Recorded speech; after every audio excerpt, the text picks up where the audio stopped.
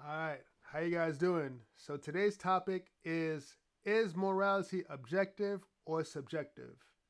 Now, this is what I want to say. Morals is how our sense of right and wrong, right? Objective means that something is attached to truth, is based on truth, is based on what's real, what's factual. Subjective means based on opinion, based on your own preferences and thoughts and feelings, right? So, is morality objective, meaning it's based on truth, or is morality based on opinion? Now, in order for us to answer this effectively, right, we have to understand that you cannot have an opinion on anything without something that exists independently. So that means the subjective relies on the objective in order to formulate an opinion. That's number one. So as you can see, already asking if morality is objective and subjective is foolish, right? Because you need both in order for you to understand and navigate this world. Without objective, you're going to be thinking about a vacuum, complete nothing, absolutely nothing. If you don't have a reality that exists, how can you formulate an opinion, right?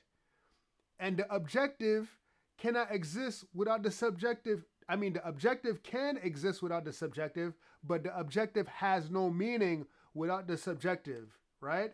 Imagine if there's no consciousness and no humans on this reality. How can there be meaning? It's just something that exists. That's it, plain and simple. But there is no meaning. There is no interaction. There is no, navigating through reality because there is no subjective, there is no consciousness. So as you can see, this idea that morality is either objective or subjective is foolish. Another thing I want you guys to consider is that you are not the only people or only person on this planet. You are not the only consciousness on this planet. You're not the only one with the same opinions, or you're not the only one who can have thoughts and opinions, right? You live in a community. There are other human beings here that have opinions just like you. So this idea that morality is subjective is nonsense. Rather, here's what it is. Since I share this reality with multiple people, there is an intersubjective component, right? Because my consciousness is shared with other people's consciousness. My experience of this world is shared with multiple people because I live in a community. I don't live in isolation. I don't live in a vacuum. I live with other people.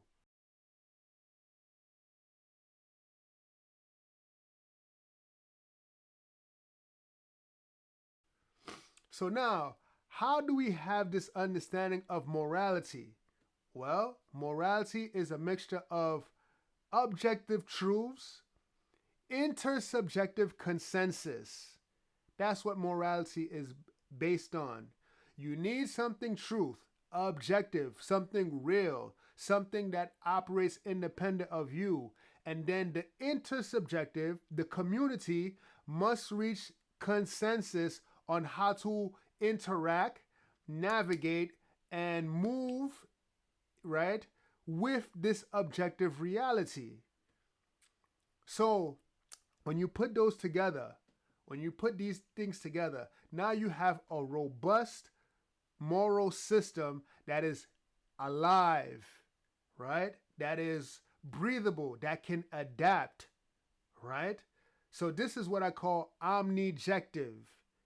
Omni means all. Omnijective is where morality is based on objective truths and intersubjective consensus in order to navigate this world. Now, the only time we would allow subjective opinions to actually enter into the conversation is when the community strays away from what is truthful, right? When an individual says, you know what, society has gone astray, society has, turned its back on the truth, this is when they can voice their opinions. This is when they can voice their thoughts and their feelings. So that way they can try to steer society towards back the objective truth, right? So I'll give you an example. Fire burns. That is objective.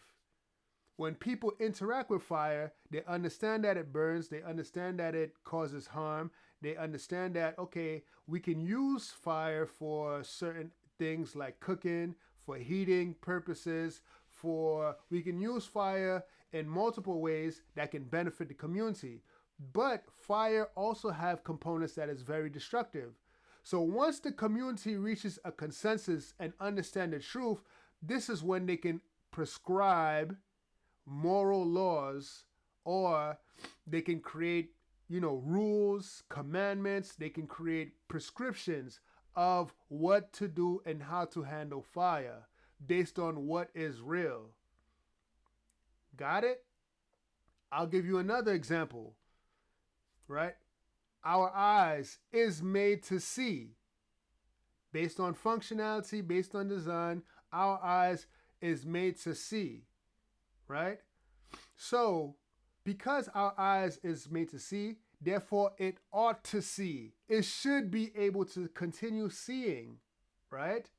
So the ought, what should happen, is always dependent on what is happening, right? If you want continued access of your eyes, there's certain ways to take care of your eyes. There's certain ways and moral prescriptions, like you shouldn't pop another person in the eye, right? No poking each other in the eye, because you want continued access of your eyes. You want to, you want it to continue to function properly. That way you have continued access and usage of your eye, because it's extremely vital. So this is how we connect what is happening to what should happen, right? So this is how we go from descriptive fact to prescriptive moral prescriptions. As you can see, you go from is to ought if you understand purpose and function. If you understand what is real, how it functions, what's the purpose of it based on the function, you can prescribe moral prescriptions. For instance, we do this all the time. Doctors, nurses, teachers, they do this all the time, right? We go from prescription to prescription with relative ease because we have an understanding of how things should operate. So my heart is made to pump blood, is vital for me to survive, right? If my heart has failure and I go to the doctor, right? The doctor says, your heart has you have like fatty acids around your heart is it's clogging up. So this is why it's causing your heart not to pump effectively. That is the description. That is the truth, objective reality. Then the doctor will say, I think you should go on a diet, or I think you should get this type of medicine. I think you should do X, Y, and Z in order to restore the function of the heart. So as you can see, the should, what ought to happen, is already attached to what is happening. You see that? Because my heart has a way of functioning that would be beneficial to my body, and if it doesn't function the way it's supposed to function, this is when professionals prescribe their prescription, their moral prescription, in order for me to survive and move optimally. So we do this all the time. Teachers, for example, Jimmy, you're failing my class. You should study. You see, Jimmy, you fail in my class is the description. That is objective fact, right? The prescription, what should happen, the ought, is you should study, right? Because we have a goal and we understand the function and the purpose of this goal.